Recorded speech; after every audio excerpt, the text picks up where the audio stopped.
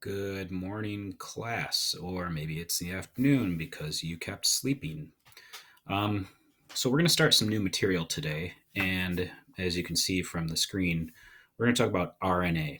So, last thing that we learned was about DNA, and DNA has this structure, right? It has a sugar phosphate backbone, kind of the sides of this thing, and then in the middle, there are these nitrogen bases, right? A, T, G, and C, adenine, thymine, guanine, and cytosine.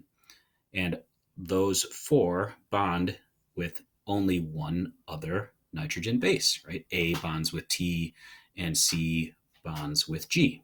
So DNA is important to understand because RNA is very similar. They are both nucleic acids. So they're both in that kind of that fourth thing we haven't really talked about as far as the macromolecules. We've talked about carbohydrates, proteins, and lipids, but these are nucleic acids. So DNA and RNA are really the only two that we're going to learn about. Um, and also, you might be able to see from the screen that DNA turns into RNA if you look from left to right, and then RNA is what's used to make proteins. We've talked a lot about proteins, so you should understand that proteins are important. So let's talk about RNA first.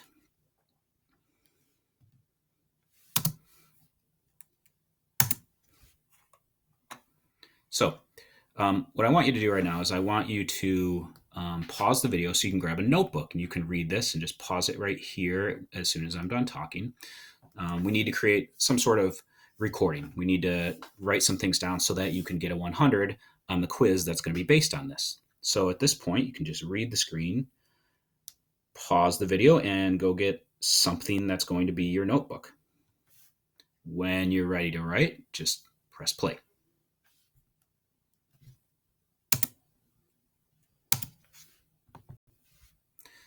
Okay, so DNA contains all the information to make proteins. We know that. So how does that happen? How do we get the information from DNA to proteins? Remember that one gene generally, which is a section of DNA, one gene makes one protein. Where is the DNA located? That's right. It's in the nucleus. Good job. All right. Now, ribosomes, if you remember, those are the cell organelles that actually assemble or make the protein. We call that protein synthesis, right? And where are ribosomes located, I might ask? That's right, outside of the nucleus, either attached to the endoplasmic reticulum, which we call the rough ER because it has it's dotted with all these little ribosomes, or they're just free floating in the cytoplasm. They're just kind of floating in the jelly of the cytoplasm. So we need to get from the nucleus, the DNA information needs to get from the nucleus outside of the nucleus to the ribosomes, which are either on this endoplasmic reticulum or they're in the free floating cytoplasm. Okay. And why do we need to do this? Because DNA cannot leave the nucleus. It's not allowed to. It's too big. We just need it to stay in the nucleus. So the code for making proteins needs to go from the nucleus to the ribosomes. So we use this, a messenger RNA. So this is one of the kinds of RNA we're going to learn about. It's called mRNA. And it's a messenger that takes the code from DNA out of the nucleus to the ribosome so we can make proteins. So here's a little graphic that shows this. So DNA turns into RNA, in this case mRNA. That goes out through these little holes. See these things? These are called little nuclear pores in the nucleus membrane. That RNA actually travels out to the cytoplasm, and then the ribosome connects with it and starts making a protein. That's what we're going to learn about probably the next couple of days. All right. So DNA code is copied to make mRNA. That's the first step. You can see that occurs in the nucleus. The second step is that amino acids are bonded using the mRNA code, and that happens again outside of the nucleus in the cytoplasm with ribosomes. So this is a pause point. Anytime there's a pause point, I need you to pause and write down when I'm done with this slide. This is information that I deem necessary for you to have down on your notebook. Okay, so this is the first pause point. The location of DNA and ribosomes. as we were just saying, the DNA is located in the nucleus. Go ahead and write that down. Pause it if you need to. And the ribosomes are located in the cytoplasm. At this point, I don't really care that you write down that they're attached to the ER or free floating in the cytoplasm, just that they are not in the nucleus.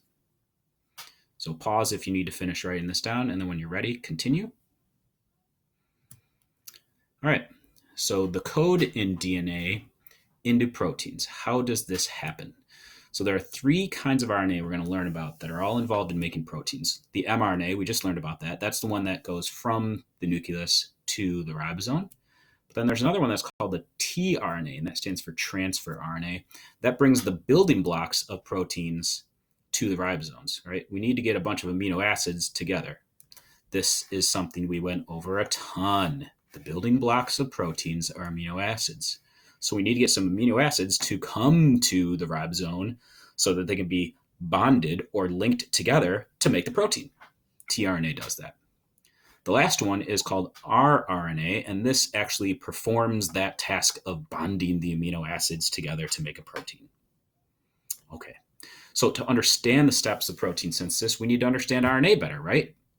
So really all we're going to do is learn about RNA. We will get to protein synthesis in a bit, maybe tomorrow, but for now, let's just focus on learning about RNA. And it's very similar to DNA, so some of this will seem repetitive. Ready? Here we go. So we're going to compare the structure of DNA and RNA first. So the sugar in RNA is ribose. It's a ribose sugar. And remember that it was a deoxyribose in DNA, and actually that's where the D comes from.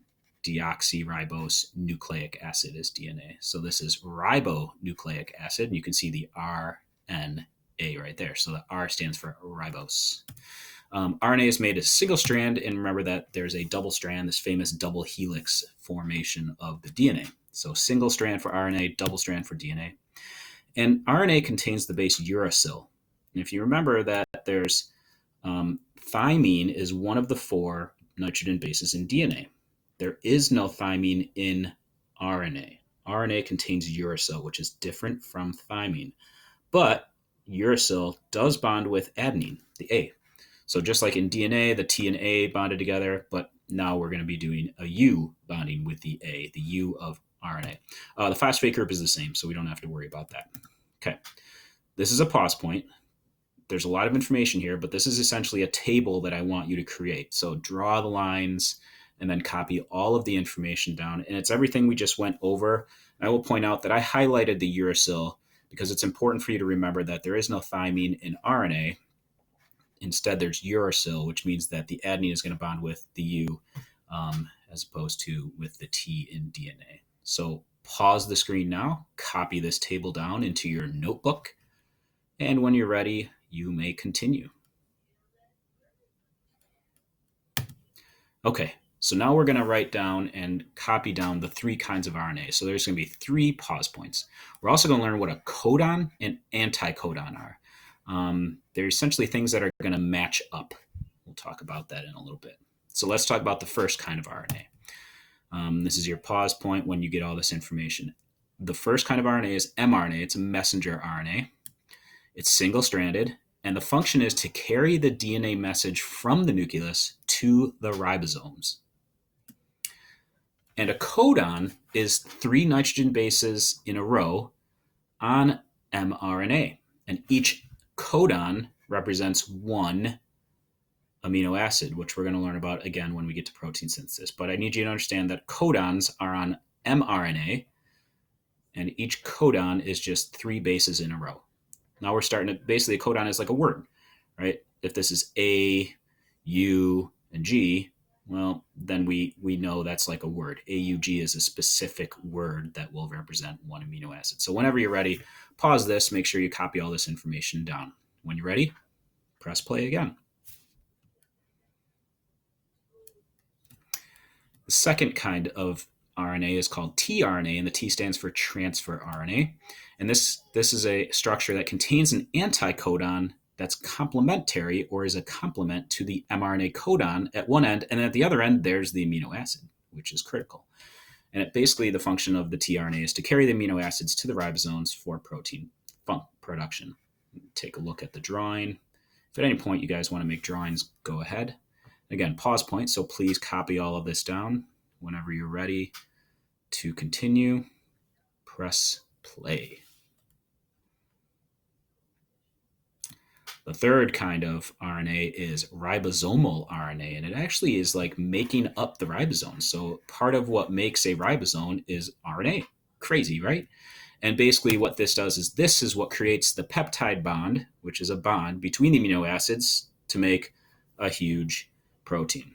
So the mRNA is going to run through there, and the rRNA is going to create the bonds between the amino acids to create the protein chain or the protein. Again, pause point. Make sure you write down rRNA and what its function is. And then when you're ready, press play. Okay, so this is that same little animation. So here's the mRNA. mRNA is here. The rRNA is located in the ribosome, and then you can't see it, but the tRNA are bringing little amino acids to link, and basically all those little yellow dots down here that are going to appear right here, those are each an amino acid, and then when you get a bunch of amino acids linked together, that's a protein. Kind of simple, but cool. All right, so again, the DNA code is copied to make mRNA, and then amino acids are bonding using the mRNA code, and that whole bonding process is using rRNA and tRNA. Fantastic. So that's kind of this lesson, this video. So now you guys need to take a quiz, and this is going to be a Google form quiz that will be assigned through Google Classroom to make sure that you understand this material before we can move on. You're welcome to watch this video 5 times. Use your notes. All quizzes from here on out are open note, which is good. So there's no such thing as cheating. I just want you to make sure you understand this stuff as much as possible. All right. Thank you very much. Use the notes. Use the notes that you just made. Peace.